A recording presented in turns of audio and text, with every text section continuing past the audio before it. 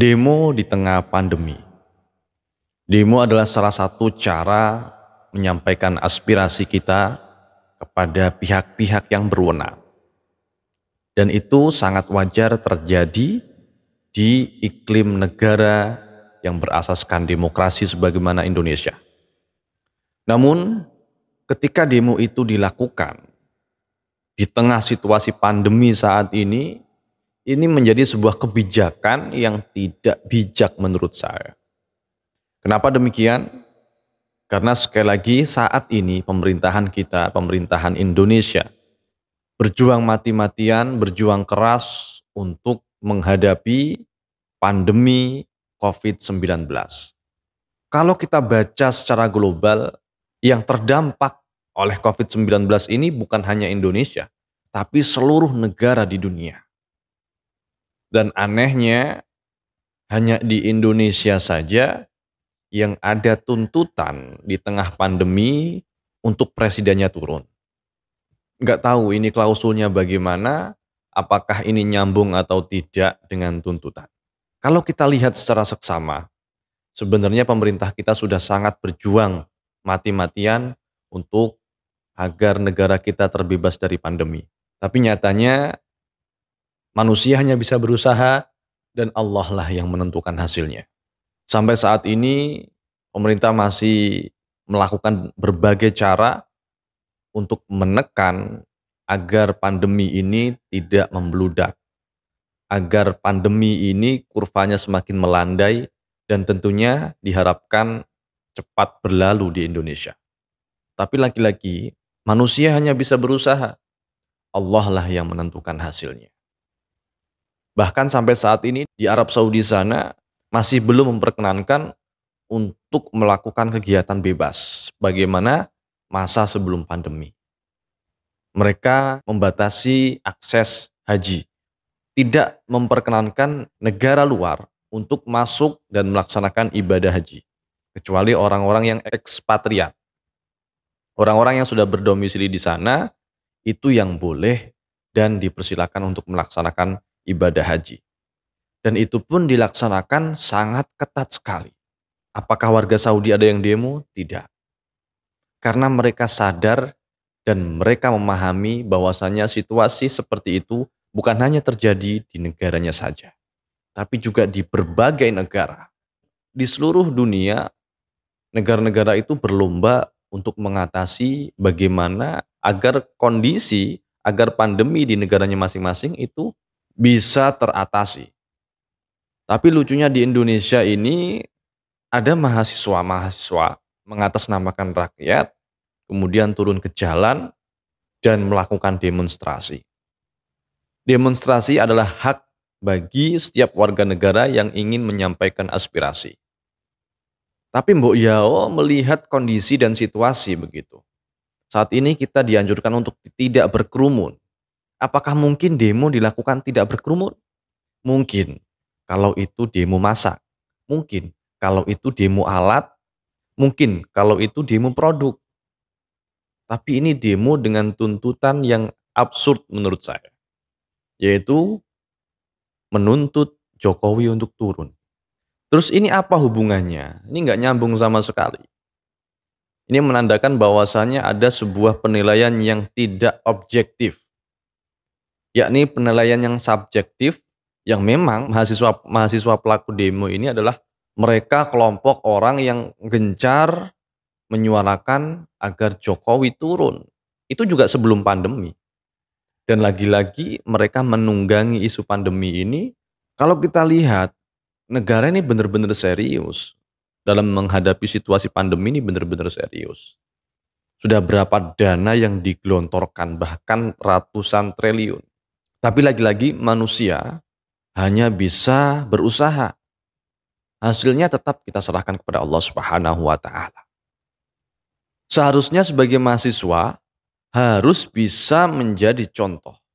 Mereka adalah agen of change, agen perubahan.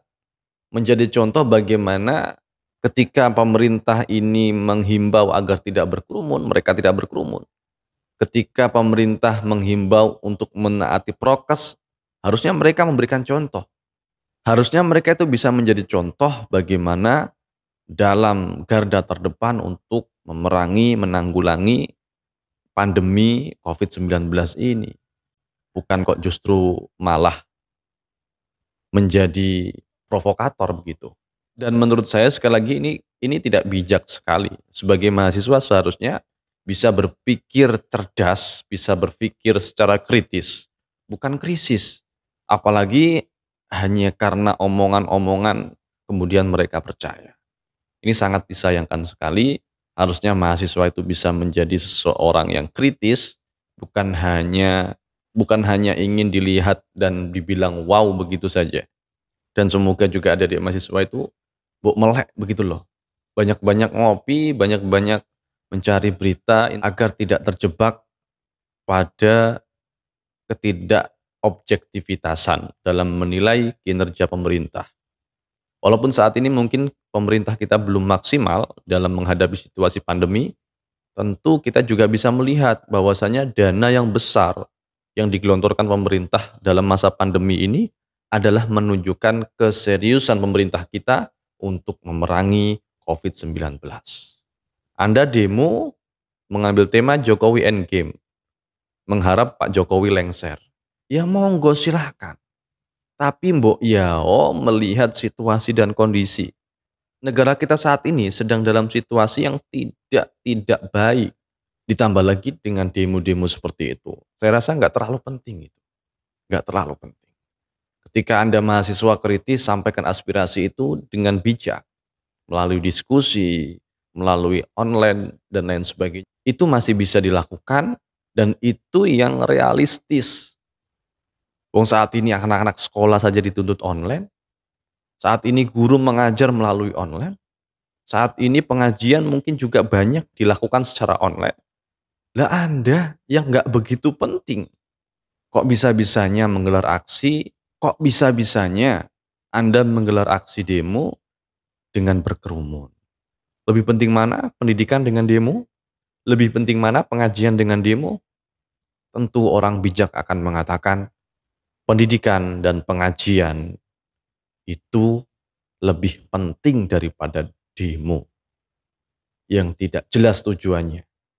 Ujung-ujungnya minta Pak Jokowi turun. Yang Anda wakili itu siapa? Rakyat tidak berkehendak Pak Jokowi turun, mayoritas.